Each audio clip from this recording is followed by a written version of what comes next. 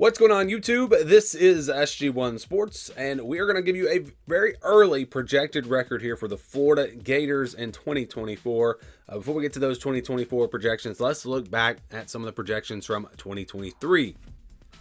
Here is where Florida was expected to be last season. Of course, finished 5-7. Our projection had them at 6-6. I personally predicted them to go 5-7. Athlon Sports predicted them to go 5-7. The over/under was at 5.5. So this is a team that was expected to be 5-7 or 6-6, and they did wind up at 5-7. Could have very easily been 6-6, though, if you look back at their season last year. Had some close games, had some close calls for sure.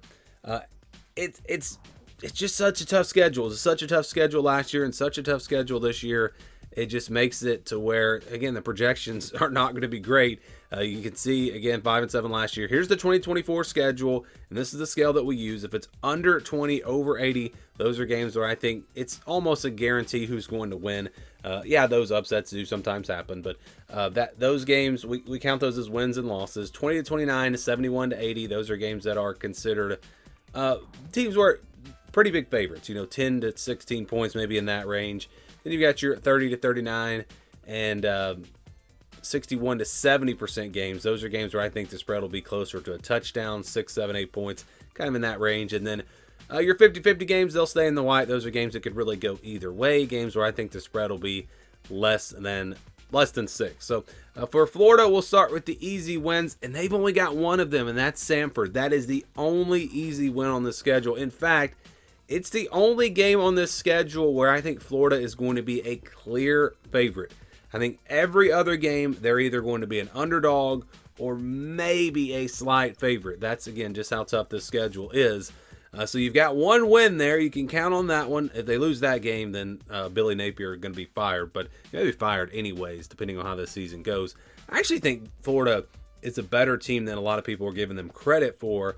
But, again, it's just the schedule. It's brutal. So you've got LSU and Florida State. These are games where I think Florida is going to be favored, or is going to be an underdog by about a touchdown. I don't think they're going to be huge underdogs in these games. LSU, this is I don't have them as a top tier team, but they're still going to be up there and probably a top 15 team, potentially better. But it's at Florida, so I think they're going to have a chance in that game.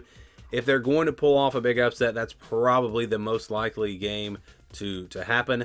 Then Florida State, I think Florida State's going to be a better team, plus they're playing at home. But it's a rivalry game, so I think that gives Florida a chance.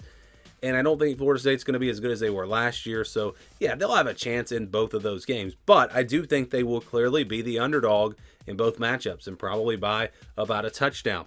I think they'll be a bigger underdog against Tennessee, Georgia, and Ole Miss. I think you're looking at double-digit underdogs in these three games. I know they beat Tennessee last year, but Tennessee, I think, is going to be better this year. Plus, the game is on the road. I can understand if maybe you want to put that game in the yellow. That's fine. I don't think it would really change the projection. But just with the tier system that I use, I do have Tennessee as a tier 2 team. And because that game is on the road, that's why that one is in the orange. And then Georgia, it's a neutral site game. It's a rivalry, so I'm not going to put that in the red. If you went by my tier system, that game would actually be in the red. But again, rivalry game, not on the road. It's not at home, but it's not on the road. It's a neutral site, so that's why that one's in the orange. But again, you could make an argument for that game being in the red and putting Tennessee in the yellow, and then you're going to get the same projection. This is not a prediction. We're a long ways away from doing predictions. This is simply just a projection. Ole Miss also, I think, in the orange. I've got this team as a top 5 team this year. I think they're going to be really good. Even at home for Florida, I think Ole Miss is much, much better. And again, it's not impossible for Florida to win, but I think they're going to be double-digit underdogs. And then the one game where I'm just going to give them no chance, that's Texas. Texas also does figure to be a tier 1 team.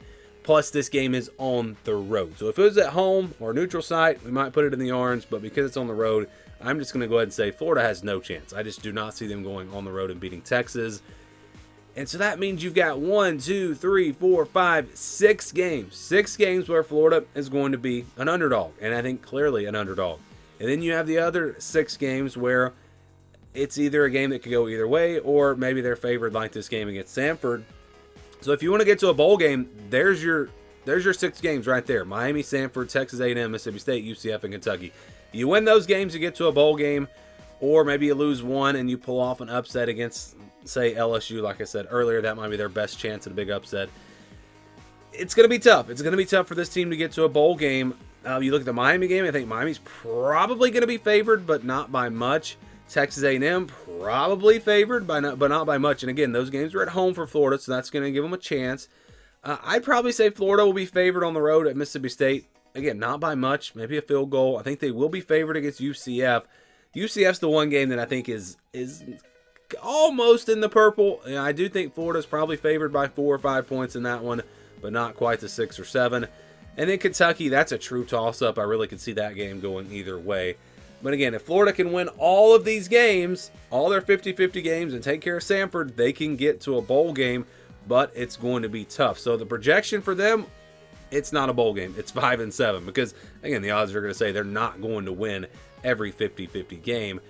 If they just split the 50-50 games, and let's say they go 3-2 in the 50-50 games, and they beat Samford, that puts them at 4-8.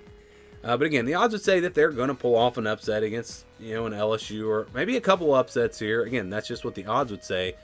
And it does get them up to 5-7. But again, a projection to not even go to a bowl game again for Florida with an absolutely brutal schedule, 5-7, just like last year. That is the projection. Do you guys agree? Do you disagree? Where do you see this team? Where would you project their record? Let me know your thoughts down in the comments below.